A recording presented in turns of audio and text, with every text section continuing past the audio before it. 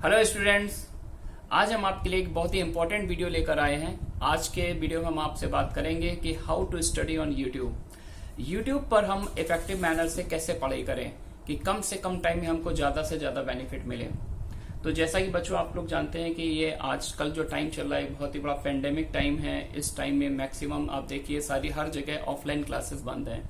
तो ज्यादातर बच्चे जो किसी कोचिंग इंस्टीट्यूट से भी एसोसिएटेड हैं तो आप देख रहे होंगे कि वो भी बहुत से ऑनलाइन प्लेटफॉर्म को ज्वाइन किए, बहुत से चैनल्स में जाके पढ़ रहे हैं। और वो बच्चे जो कहीं किसी भी कोचिंग इंस्टीट्यूट में नहीं पढ़ रहे थे या फिर बोर्ड की प्रिपरेशन कर रहे हैं तो वो भी क्या कर रहे हैं कि ऑनलाइन चैनल्स उन्होंने सर्च कर लिए, उन चैनल्स पर जाके पढ़ रहे हैं। तो हम यहाँ पर बात करेंगे बच्चों कि आप उन चैनल पर जाकर पढ़ रहे हैं तो आप मिनिमम टाइम में किस तरह के चैनल्स को आपको फॉलो करना चाहिए और किस चैनल को आपको फॉलो नहीं करना है और कैसे इफेक्टिव तरह से पढ़ना, उस पर हम लोग 1 बाय 1 आज यहाँ पर बात करेंगे।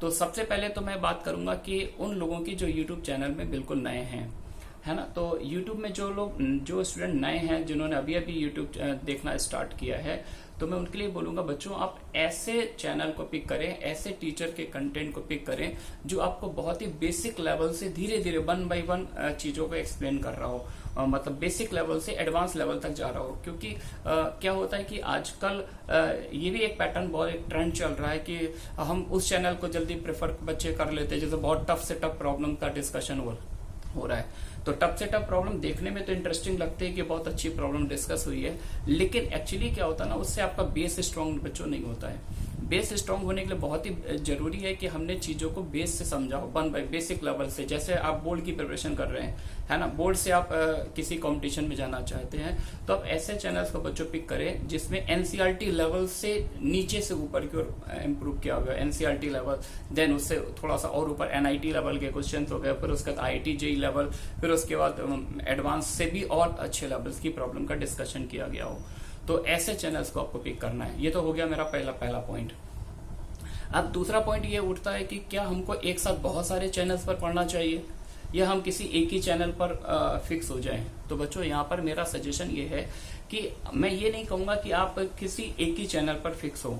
तो सबसे पहले तो आप जिस चैनल पर पढ़ रहे हैं, जिस टीचर से पढ़ रहे हैं, उस पर आपका पूरा फेथ होना चाहिए।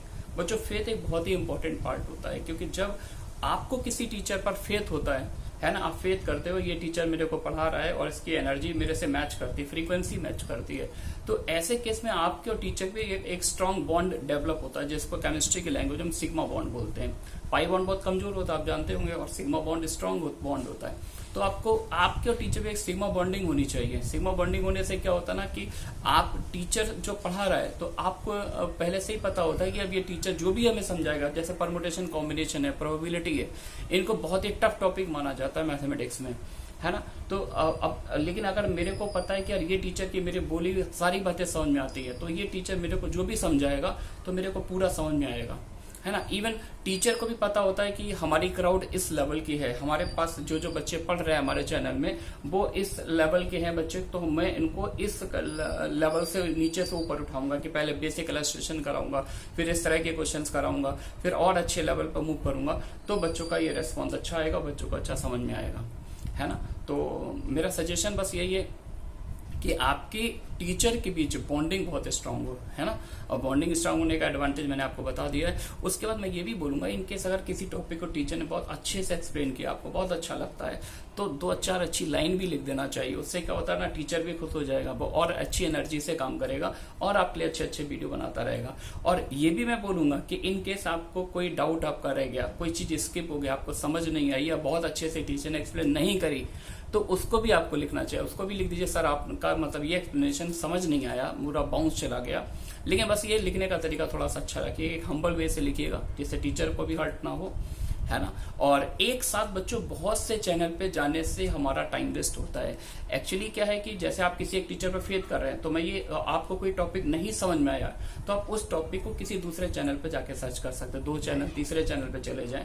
क्योंकि ऐसा भी होता है कि जैसे किसी एक टीचर ने कोई पॉइंट आपको एक्सप्लेन किया, हो सकता है कि उस टीचर ने उतने अच्छे से एक्सप्लेन ना किया हो और आपको वो चीज समझ ना आई हो, लेकिन किसी दूसरे टीचर के पास जब आपने जाके उसको देखा तो आपको लगा उस टीचर ने ऐसा पॉइंट बोल दिया कि जो चीज आप फंस रहे थे वही पॉइंट उसने रेज कर दिया और आपको इतना अच्छा समझ में आ गया कि पूरी सारी चीजें आपके बिल्कुल ब्रेन के सामने आपको दिखने लगी, है ना। तो चमकने लगा, जिसको बोलते हैं ना, वो उसका सोल्यूशन दिख गया, एकदम चमक गया, एकदम से बोलते हैं बच्चे के सर बिल्कुल क्लियर हो गया, है ना। तो ऐसा भी होता है। तो लेकिन बस ये कि ये ऐसा हर दिन नहीं करना है, हर टॉपिक पे नहीं करना है, क्योंकि यार अपने पास एक डेडलाइन होती है, अपने को बोर्ड का एग्जाम देना है या IIT JEE का एग्जाम देना है, तो अपने पास एक टाइम लिमिटेड है कि हमको एक दिन में 8 घंटे 10 घंटे 7 घंटे पढ़ना है, तो 2-3 घंटे मैथ्स पढ़ना है, 2-3 घंटे फिजिक्स करनी है, कुछ केमिस्ट्री के लिए भी टाइम निकालना है।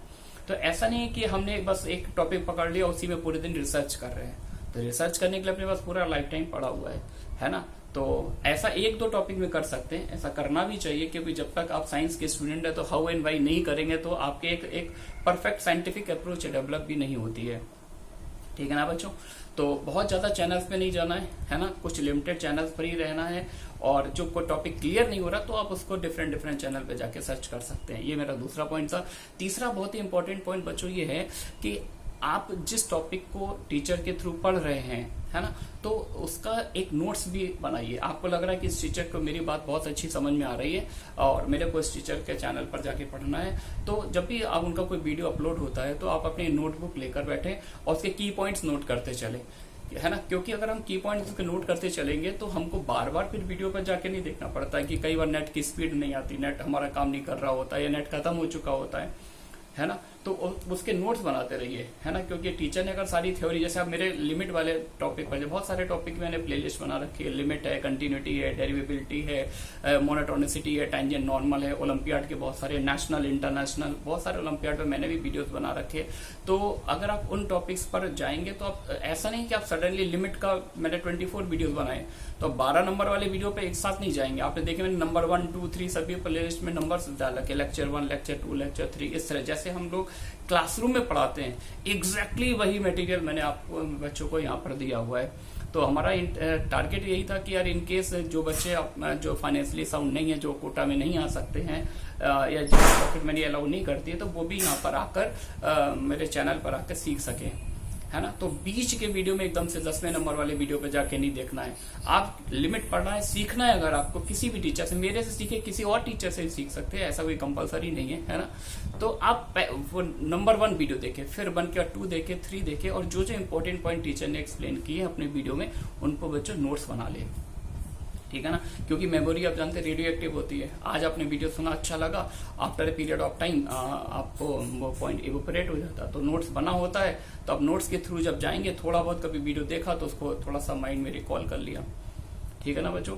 तो ये एक बहुत ही इंपॉर्टेंट पॉइंट हो गया, ठीक है ना।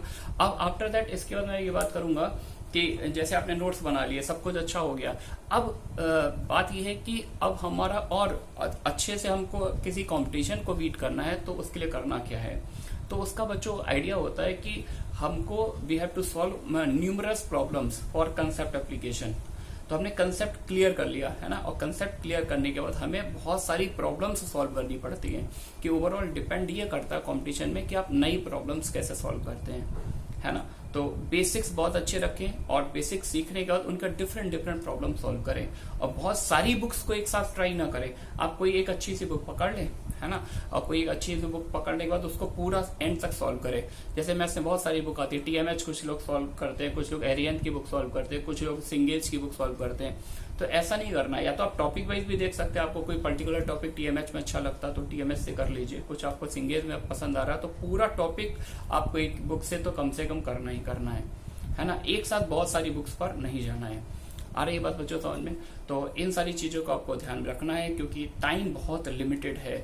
यूट्यूब में मतलब एक तरह से इंफॉर्मेशन का ओशियन है। आप कोई भी चीज सर्च करना चाहते हैं, किसी भी टॉपिक को पढ़ना चाहते हैं, नेशनल इंटरनेशनल हर तरह के टीचर्स अवेलेबल हैं यहाँ पर। आप इंटरनेशनल ओलंपियाड की प्रिपरेशन करना चाहते हैं, KVPY की प्रिपरेशन करना चाहते हैं, ISI है, जूनियर ओलंपियाड है, IIT JEE है, बोर्ड है, हर तरह का इंफॉर्मेशन यहाँ पर अवेलेबल है।